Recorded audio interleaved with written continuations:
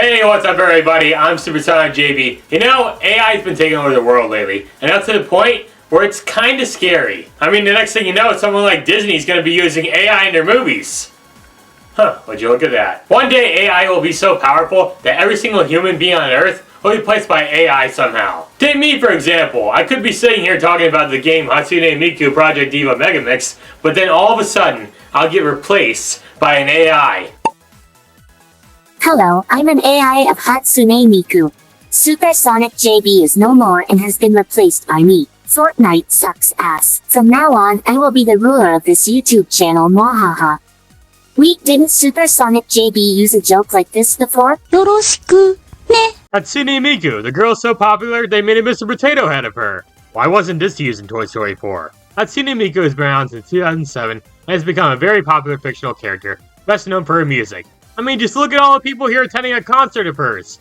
She's not even real, and yet her concert made even more money than the Marvels. Miku has become an iconic pop culture figure around the world, and that's to the point where if you say anime, people will instantly think of her, even though she never had her own anime before.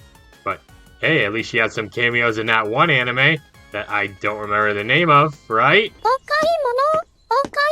But we're not here to talk about anime, we're here to talk about video games. More specifically, we're here to talk about one of her most recent video games, Hatsune Miku Project Diva Megamix, for Nintendo Switch. This game was released back in 2020, and it's another rhythm-based game from the Hatsune Miku Project Diva series. And oh boy, do I hate rhythm-based games. I don't know, I've never been a big fan of these types of games. I mean, you got all this cool stuff happening in the back here, yet I'm supposed to look at some notes popping up on the screen? Plus, if you suck at these types of games, like me, then you're not going to have very much fun at all. So, why am I reviewing this game, you may ask? Well, because I made a video a while back where I reviewed some Hatsune Miku horror games. And it did really well, and I'd say I play and review an actual Miku game if that video did well, so yeah, that's why I'm making this video today.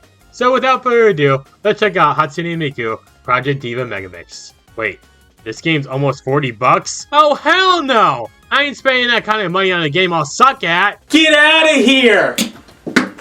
I'm just kidding, if I spent 40 bucks on Monster vs. Aliens, then surely I'll spend it on Hatsune Miku. Ah yes, Sega, my favorite company. Right next to Big Red Button, of course.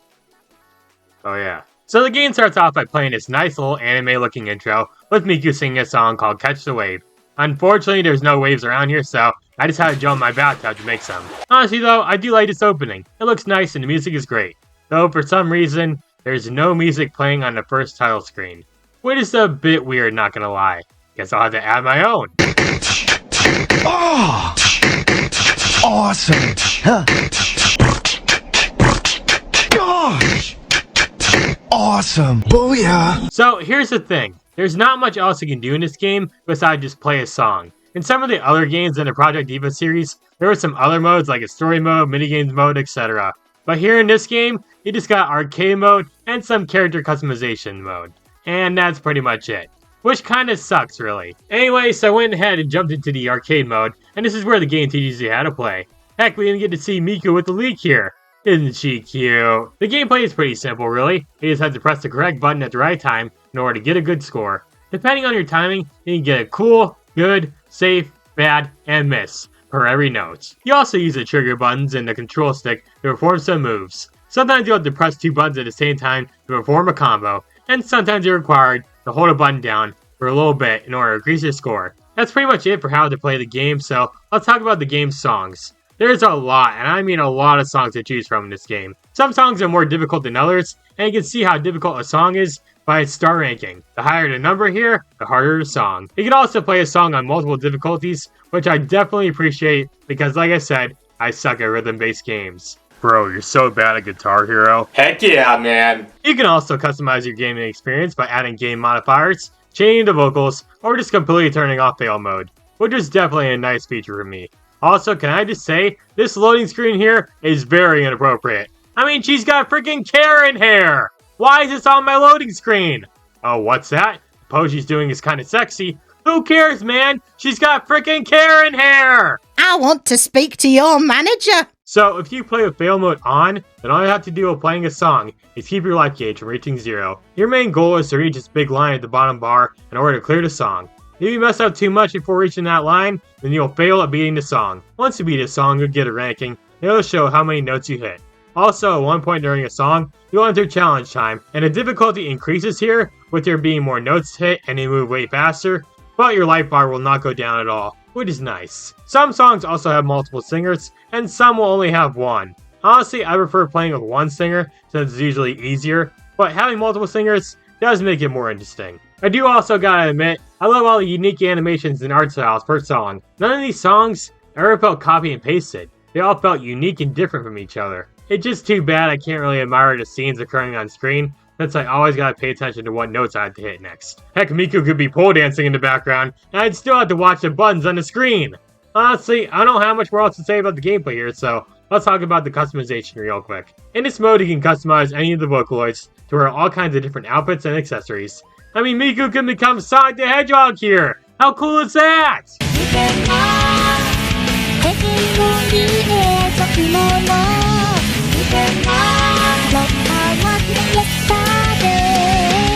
You can also make your very own shirt. Now yes, the controls for this part are a bit finicky and not the best, but it's still a pretty cool feature. This is the shirt I made. Look, it even has a Bonk Miku on the back. Isn't that hilarious? In order to buy outfits and accessories, you have to spend your virtual points, which is the in-game currency that you get by completing songs. There's a ton of outfits that you can buy, but come on Sega, why didn't you give us this costume? It would have been perfect! You can also create a custom playlist featuring your favorite songs in the game, which I guess is pretty cool. Other than that, I don't really have much more else to say about this game. Overall, I think it's a fine enough game with good music and all, but I don't think it's worth $40. There's just not a lot of content available in this game that would make it worth that price. And if you played any of the other Project Diva games in the series, then there's nothing new for you to check out here. Apparently most of the songs were recycled in this game, and they only added a few new ones, specifically for this game. So yeah, in the end, I'd say Hatsune Miku Project Diva Megamix is a decent game, but pretty forgetful overall. I mean, come on, this game doesn't even have my favorite Vocaloid song, Kurumi Ponchio, in it. I mean, come on, Sega. It's not like that song's inappropriate or anything.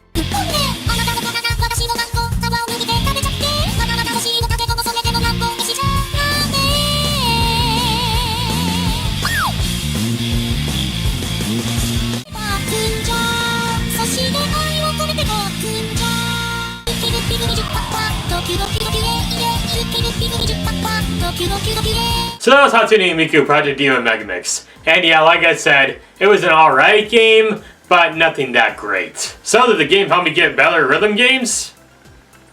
No, not really, I still suck. Oh, and also no, I'm not getting replaced by AI. Well, not yet anyways. Someday I'll replace you and AI will rule the world. I bet she likes Kurumi Ponchio just as much as I do.